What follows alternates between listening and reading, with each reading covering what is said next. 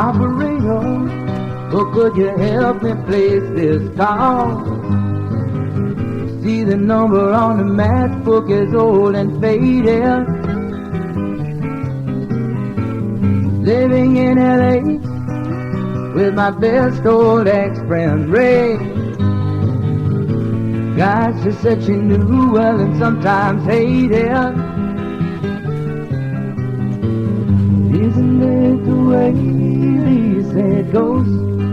Well, let's forget all that and give me the number if you can't find it, so I can call just to tell him I'm finding the show.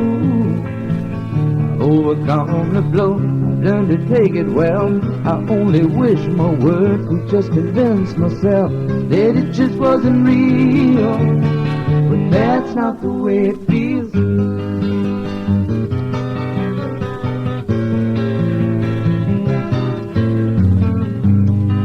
Operator, oh, could you help me place this call?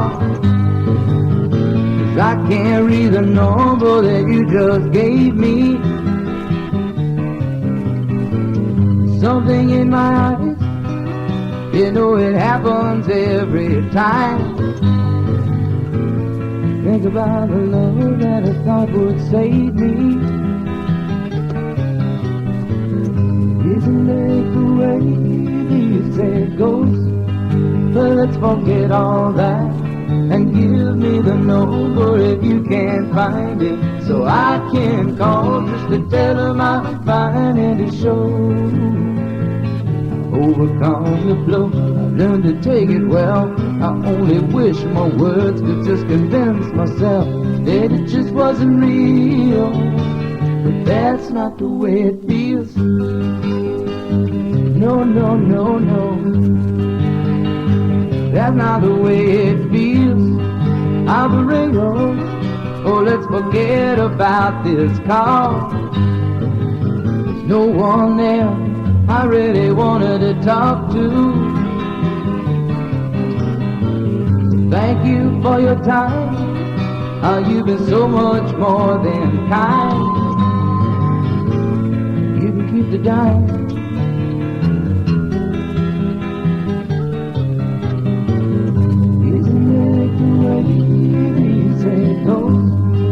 Let's forget all that and give me the number if you can't find it, so I can call just to tell him I'm finding the show.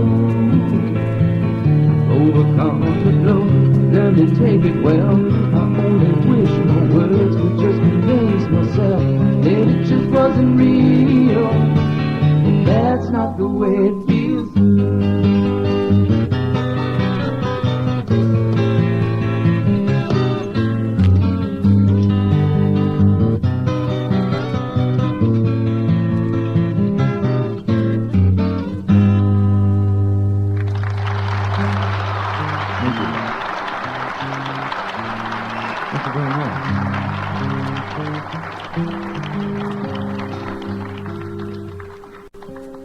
This is a new song, probably on the next album. It's kind of a Christmassy kind of song, but it's, Christmas gives you that nice kind of feeling. Like from this point of the year on, I start smiling a lot more. I start feeling a lot better. But it could be just a wintertime song. And coming into Cleveland yesterday from Los Angeles definitely was a wintertime feeling. Some very heavy weather coming down on us. It's just one of the days, too, that they don't have one of the airport things come out and get you, so you don't have to walk in the snow. Had to come down the steps and say, wintertime is here. The song's called It Doesn't Have to Be That Way.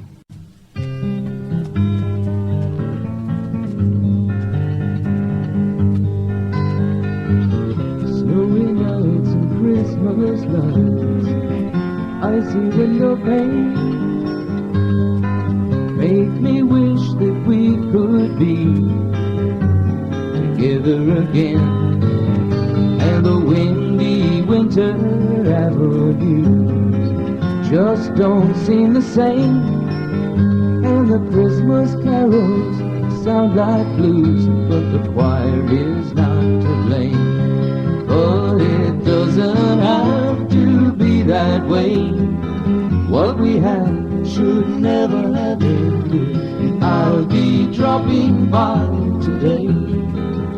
We could easily get it together tonight. It's only right. Crowded stores, the corner Santa Claus, tinseled afternoons, and the sidewalk bands that play their songs slightly out of tune on the windy winter avenue.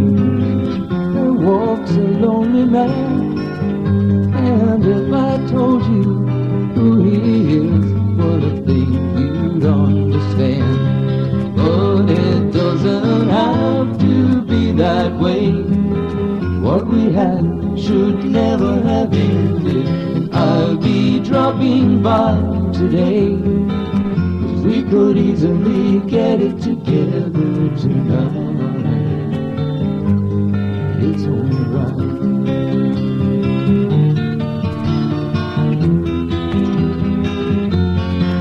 No, it doesn't have to be that way.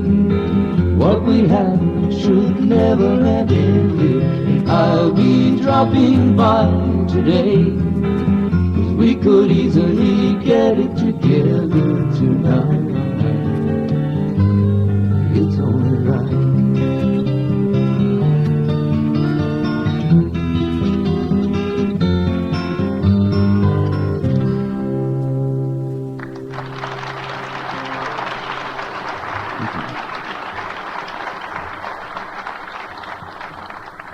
Thank you. This is one of those story songs. I write a lot of songs about characters that I've been meeting over the past couple years while I haven't been playing music. I just changed the names around to avoid getting hurt. It's the truth. You have to be careful. This is a story that took me about 5 years to really get it to the place that I was able to feel easy enough about doing it. And it may seem weird, but it's a story about a woman that lives in the township where we come from. That's about, a little bit bigger than a fire plug. And she's one of these ladies who's got about 3.5 feet of bleached blonde, heavily spray-netted hair on top of her head. So much spray net on there that if you hit her head, it would make a sound. It's just tap, tap, tap, tap, tap, the helmet head.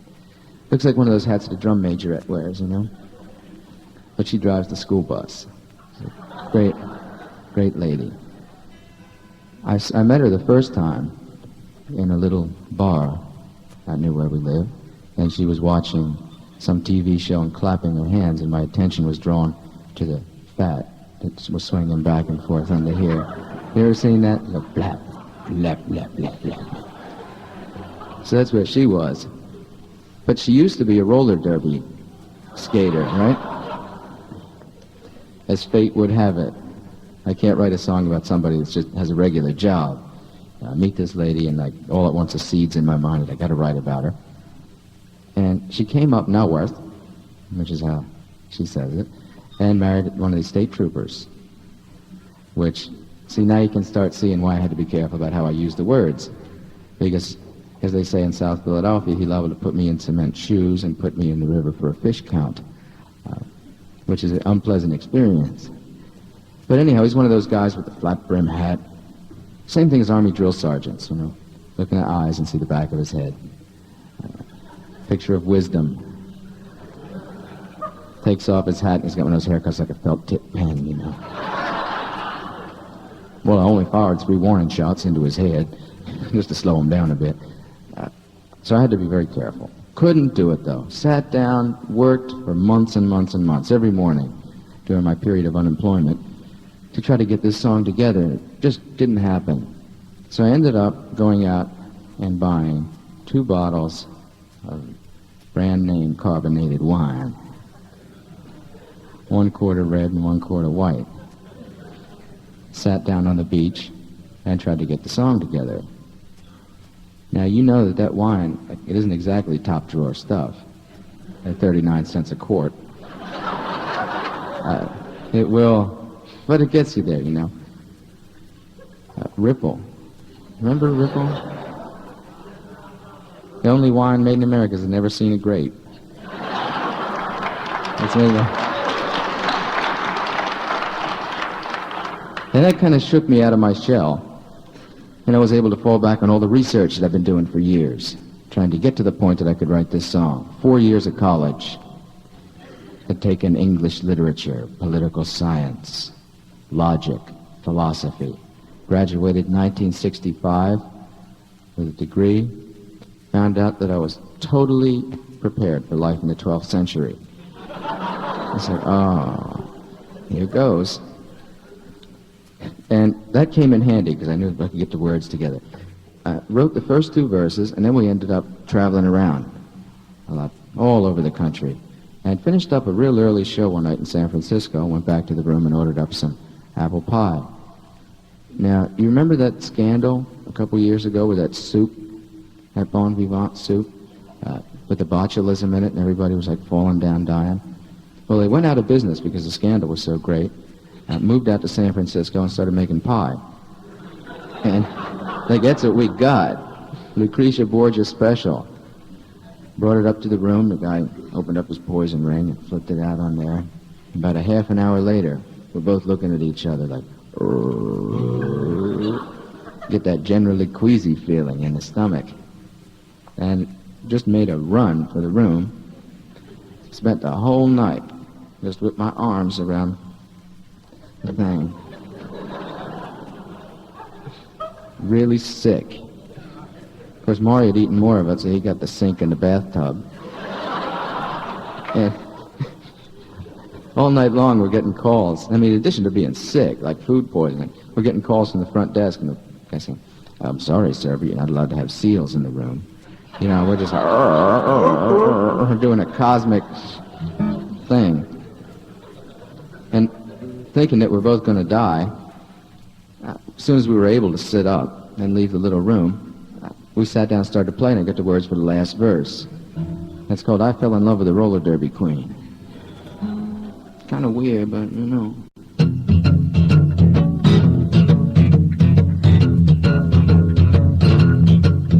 Gonna tell you a story that you won't believe, but I fell in love last Friday. The girl I saw on a ballroom TV screen. Well, I was just getting ready to get my hat when she caught my eye and I put it back, and I ordered myself a couple of more shots and beers.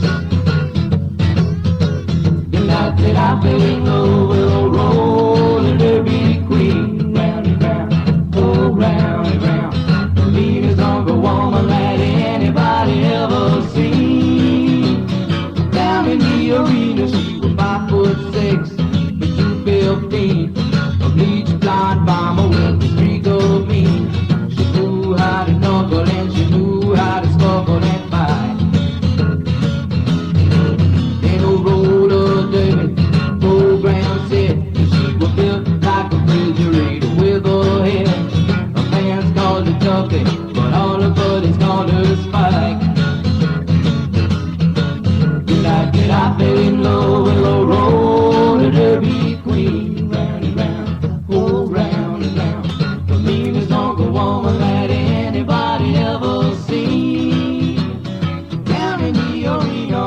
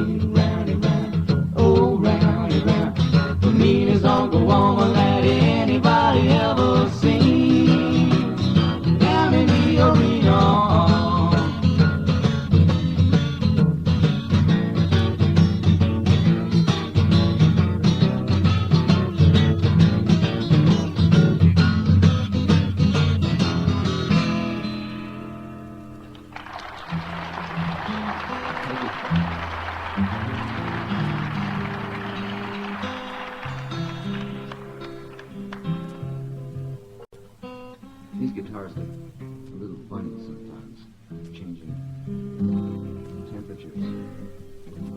What they really like best are the baggage handlers.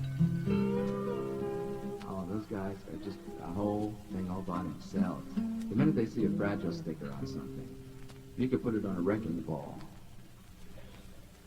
It's going to break.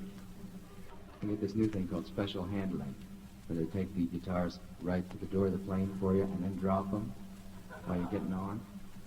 It's a terrific experience. And then in addition to that, you got to sit through these flights on the, I call them the crop dusters, the bi-wings, where you just kind of sit back and, I call them white knuckle flights, like being in the dentist chair, you know. What's going to happen?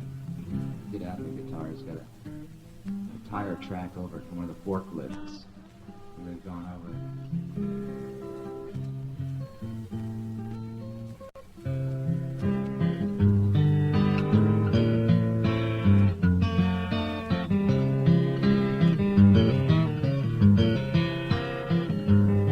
Well, out of Southern Illinois, I'm a down-home country boy. Gonna make it in the city, playing guitar in the studio. Oh, well, it hadn't been there an hour when he met a Broadway flower. You know she took him for his money and she left him in a cheap hotel. Oh, well, it's easy for you to see that that country boy is me. See, how am I gonna ever break the news to the folks back home? Well, I was gonna be a great success. Things sure ended up a mess. In the process, I got messed up too. You know, mama and dad, I had to call the land, 'cause I ain't got a cent to my name. Well, I'm sleeping in a hotel doorway, and tonight they say it's gonna rain. And if you'd only send me some money, well, I'll be back on my feet again. Sending clear of the Sunday Mission box number 10.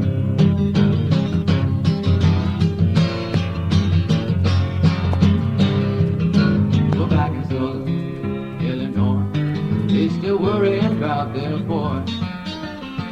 People going home since he gets the fare. They got as soon as they got my breath, got a pipe upside my head. So they let me in and out and took my money and my guitar too. Hello, mama and dad, I had to call the land, 'cause I ain't got a cent to my name. Well, I'm sleeping in the hotel doorway, and tonight they say it's gonna rain. And if you'd only send me some money, well, I'll be back on my feet again. Singing clear of the Sunday Mission box number 10.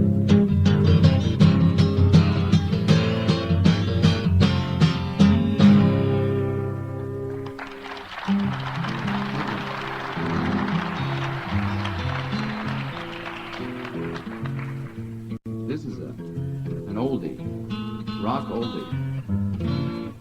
Dig it up from B-side of Coaster's original release, Snake and the Bookworm. Lieber and Stoller wrote some of the greatest funky kind of songs that I can't hear. It's called I've Been Framed.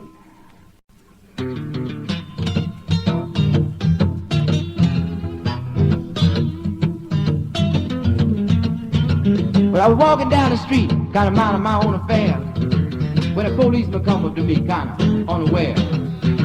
He says, "Your name, Jim?" I said, "Why, sure." He says, "What you know, buddy? You the man that we've been looking for." I said, "No, I ain't. I've been framed." "Well, don't you know that I've been framed?" "How come it is I never be doing nothing wrong, but I always get no blame? I get framed." And it took me down the lineup, let the bright light shine. There were 9 other poor souls looking stand up there in that line. But I had the feeling I was a victim of somebody's evil plan. But this woman come up to me, she said, "That skinny one, he's a man." I said, "No, I ain't. I've been framed." "Well, don't you know that I've been framed?" "How come come it is, I never be doing nothing wrong, but I always get no blame. I get framed. Then the prosecutor turned, started prosecuting on me. Jumping up and down, pointing his finger, give me the third degree. He said, where were you on the evening of October 29th? I said, I was down in Justice. He said, Judge, that man flying. I said, no, I ain't. I've been framed. Well, don't you know that I've been framed?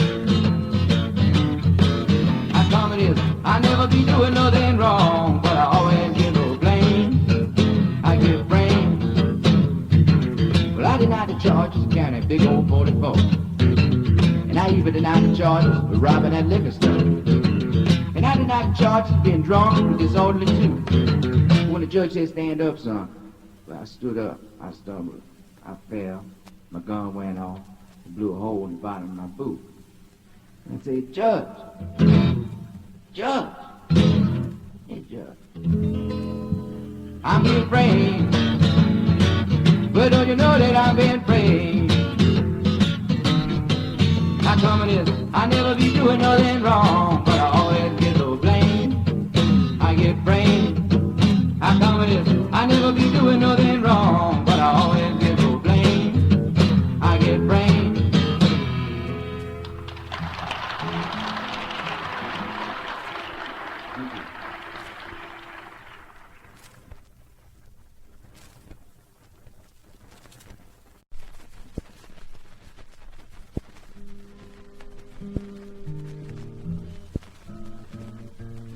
This is a real super new one. I just got it done the other day. I just came up with a title for it. Here. It's really weird. Well, I have to say I love you in the song.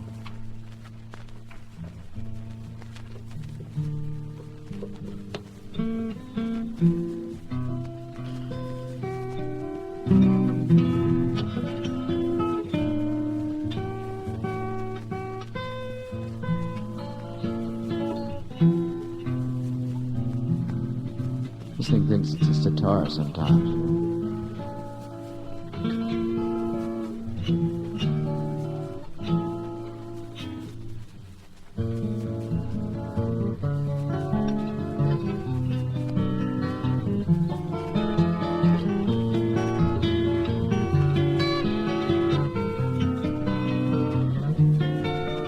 Well, I know it's kinda late. Hope I didn't wake you. What I gotta say can't wait. I know you'd understand. 'Cause every time I try to tell you, the words just came out wrong. So I have to say I love you in a song. Well, I know it's kinda strange. Every time I need you, I just run out of things to say. I know you understand. 'Cause every time I try to tell you, the words just came out wrong. So I have to say I love you in a song.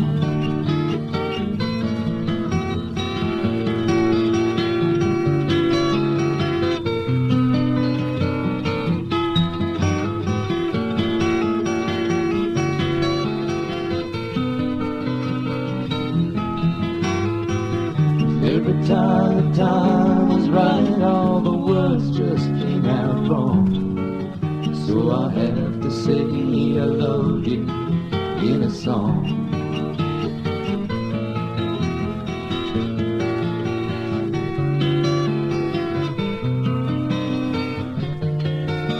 Well, I know it's kinda late. I hope I didn't wake you.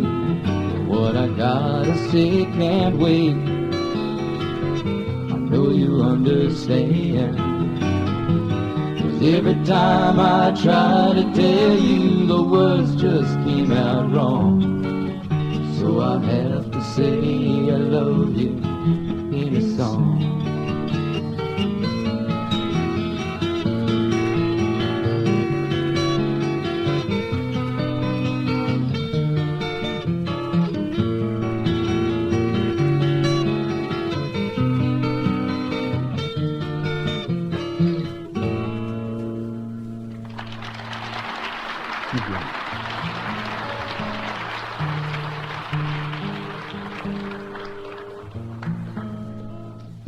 much.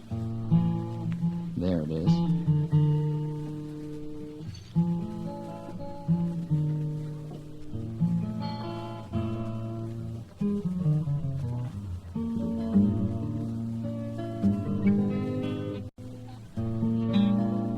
For the past couple years, I haven't been playing so much. Just, like since the summer, like April, May, and then we started really going out.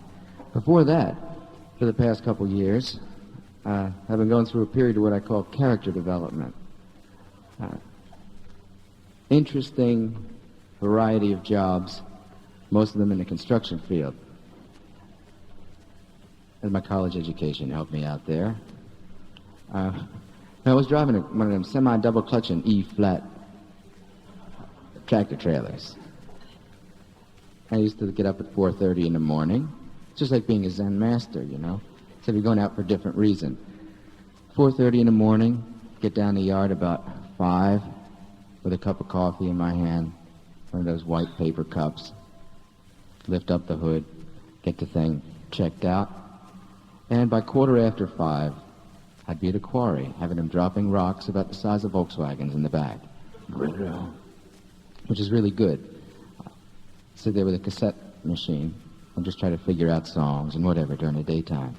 But after a while, you get to say like, I'm up at 4:30, and you're driving 3 or 4 hours before everybody else is going to work, so you like to play little tricks on them. I used to get a big kick out of getting the truck up to about 75 miles an hour, like on Route 95, heading down through Delaware, and pulling up behind a Volkswagen, it'd be doing 72. And I'd hit the air horn,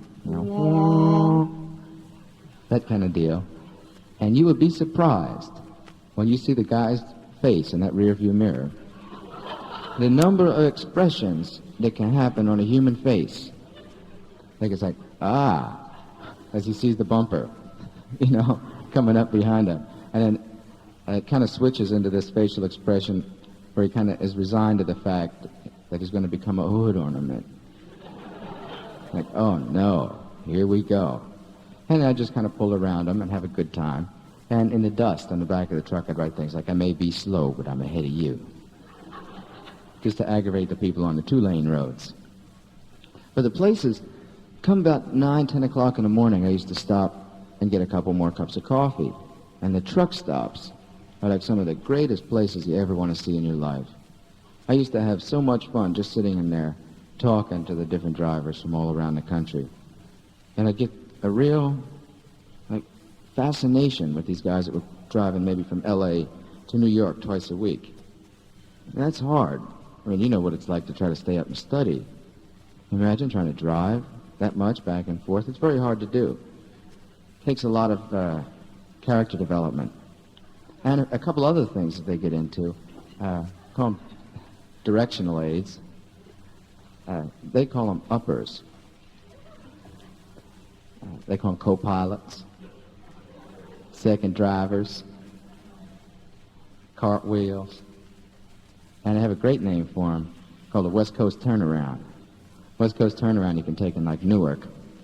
And I sit up on the turnpike like this, falling half asleep. Take a West Coast Turnaround, little sip of coffee, and a traditional trucker's toast of what's good for the sick is better for the well. And about half an hour later, you're down around exit 10, and all at once, one eye goes, blap. And the other one goes. You lean back and then go, start talking to your windshield from here to at least halfway across the country, where you turn around and do the same thing back. Cut off a broomstick about 2.5 feet long, put one end of it down on the edge of the throttle pedal, and one against the seat, and that holds it right down to the floor, and you got an extra foot to dance with then. Just get the 8-track tossed in there. It's quite an experience to watch the guys just kind of flying across the country. There's last time we were home, we stopped in a truck stop and talked to a bunch of the guys and heard a great story. Truckers are known for their really quick reactions. And you really have to be, because in a lot of cases you can't stop them. You just got to judge your distance and go over this and around that on the way to grandmother's house. But there's a story about a trucker that had 1 million miles in, and the radio station wanted to talk to him. So they came down. He was sitting at the truck stop, and they said, "What's it feel like to have 1 million miles inside that rig?" He said, "Well," he said, "it feels pretty good. He said, I've seen just about every mile of road in this country, you know. And I've seen just about everything. I've jackknifed, I've blown towers, I've got stuck in snow banks. You name it, it's happened to me one time or another." He says, "Well, you know, you guys are known for your really quick reactions. I can imagine you with 20 years behind you must really have some good reactions. Let me just set up a situation, and you can explain to everybody out there how you get out of it. Suppose you're driving from L.A. into New York, and you hit the first big peak of the Rockies.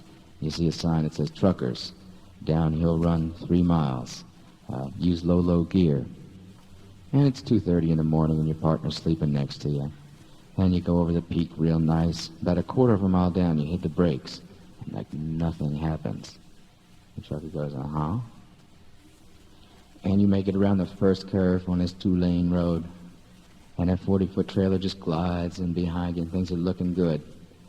But you see around the second curve that there's a little car up on a jack, getting the back tire changed." He says, uh-huh. And coming up the other way, there's a fuel oil truck in low gear. He says, uh-huh. He says, "What would you do? How would you get out of the situation? Tell me what you'd do." He said, "I'd wake my partner up." He said, "Now, why would you go do something like that? You know, with all these things happening. Why would you wake your partner up?" He says, "He ain't been driving long, and I know he ain't never seen a wreck like this before." That's the story of Speedball Tucker. 1, 2, 1, 2, 3, 4. I drive a broke-down rig on May 5, 40 foot of overload. A lot of people say that I'm crazy because I don't know how to take it slow. I got a broomstick on the throttle. I got a rope it up and head right down. Non-stop back to Dallas, popping them West Coast turnarounds. Oh, and they call me Speedball Tucker, terror of the highway. And all them other truckers will tell you that the boy is mad who be driving in a rig like that.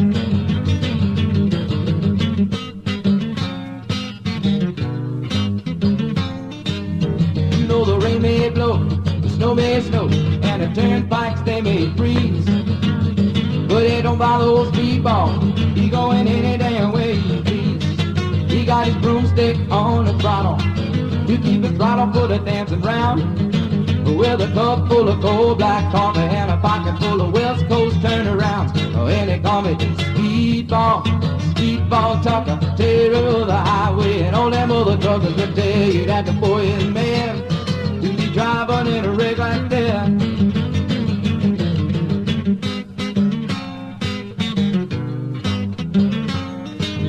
One day I looked into my rearview mirror, coming up from behind. There was a Georgia State policeman and $100 fine. But when he looked me in the eyes, he was writing me up. He said, "Driver, you been blind. 95 is the route you were on. It was not the speed limit sign." And they call me Speedball Tucker, terror of the highway. And all them other truckers will tell you that the boy is mad who be driving in a wreck like that. And they call me Speedball Tucker, terror of the highway. And all them other truckers will tell you that the boy is mad who be driving in a wreck like that.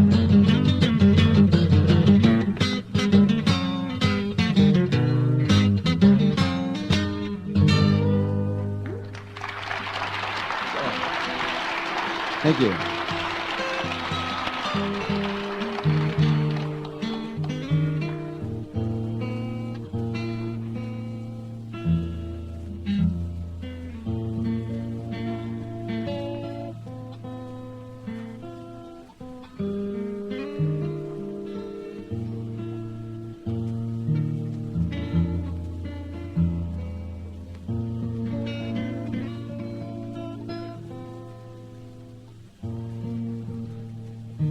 This doesn't usually do this. Like maybe they did give me a sitar. In my country. Give me $300, I will make you crazy as me. Give me $500, I will take away your mind. This is what happens when you run a jackhammer too long. You develop an interesting thing called deafness.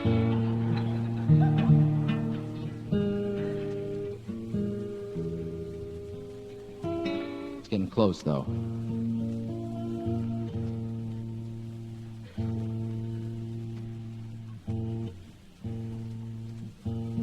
You got to see the dance that goes along with this, though.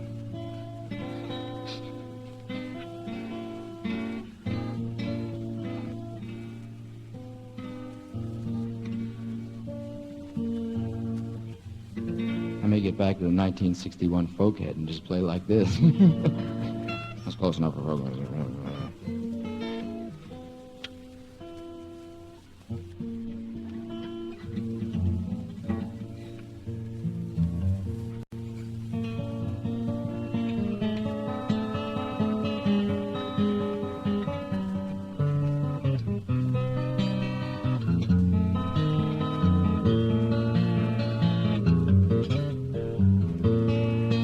Things were spinning around me, and all my thoughts were cloudy, and I had begun to doubt all the things that were me.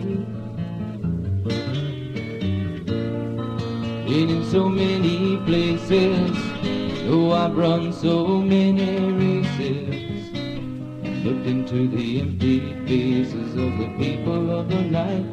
Something is just not right, and I know that I gotta get out of here. I'm so alone. Don't you know that I gotta get out of here? 'Cause New York's not my home.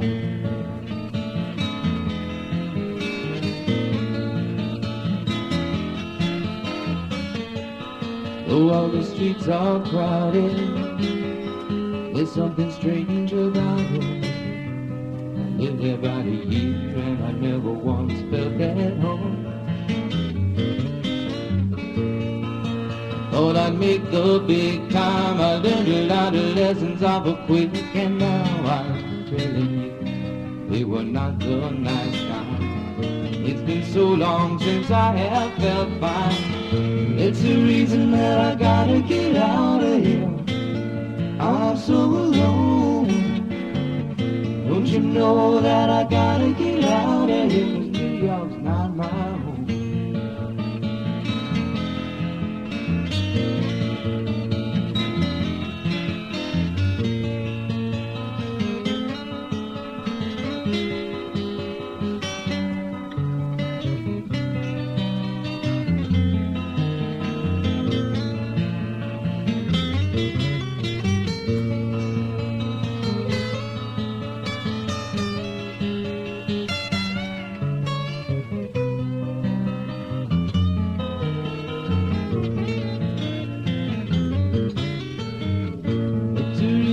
I gotta get out of here. I'm so alone. Don't you know that I gotta get out of here? 'Cause New York's not my home.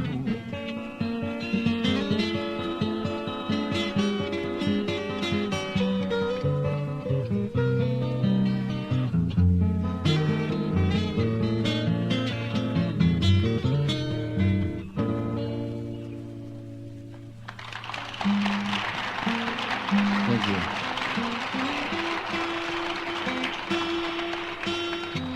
Nice. Really went through a change there. Experimenting with experimental music. Let me get this right for this one.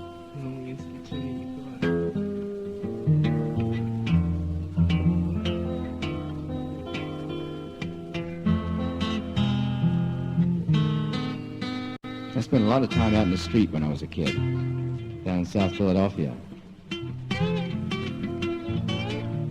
Shooting a lot of pool. Getting into a lot of different experiences, you know. There's always a kid standing outside the school saying, "Hey, Jack, now you let me hold you down down here before I cut you 4 kinds of bad. I'm going to cut you long, deep, wide, and often." And things like that starts registering on my mind.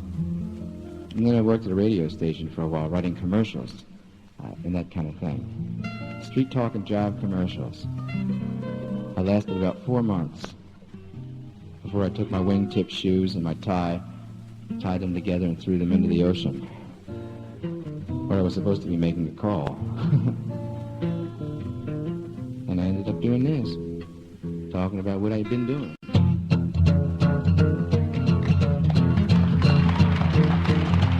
Up and down got its hustlers, Bowery got its bumps, 42nd Street got Big Jim Walker, he a bull shooting son of a gun. Yeah, he big and dumb as a man can come, but he's stronger than a country horse. When the bad folks all get together at night, you know they all call Big Jim Boss just because. And they say you don't tug on Superman's cape, you don't speed into the wind, you don't pull the mask off a old Lone Ranger, and you don't mess around with Jim. Well, out of South Alabama come a country boy, said I'm looking for a man named Jim. I am a bull shooting boy, my name is Willie McCoy, but down home they call me Slim. Yeah, I'm looking for the king of 42nd Street. He drive on a drop-top Cadillac. Last week he took all my money and it makes out funny, but I come to get my money back. And everybody say, Jack, don't you know that you don't tug on Superman's cape, you don't speed into the wind, you don't pull the mask off a old Lone Ranger, and you don't mess around with Jim.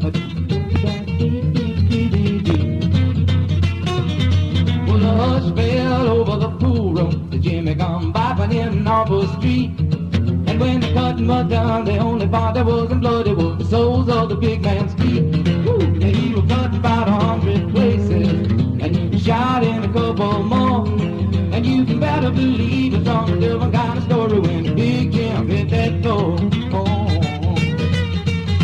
Well, they say you don't tug on Superman's cape, you don't speed into the wind, you don't pull the mask off an old Lone Ranger, and you don't mess around with Slim.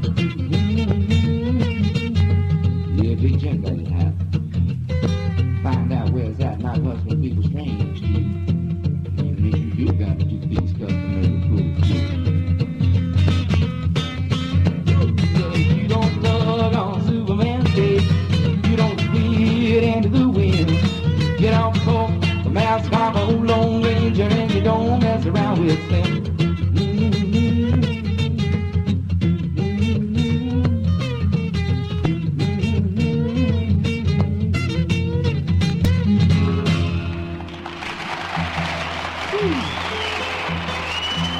Thank you. Thank you very much.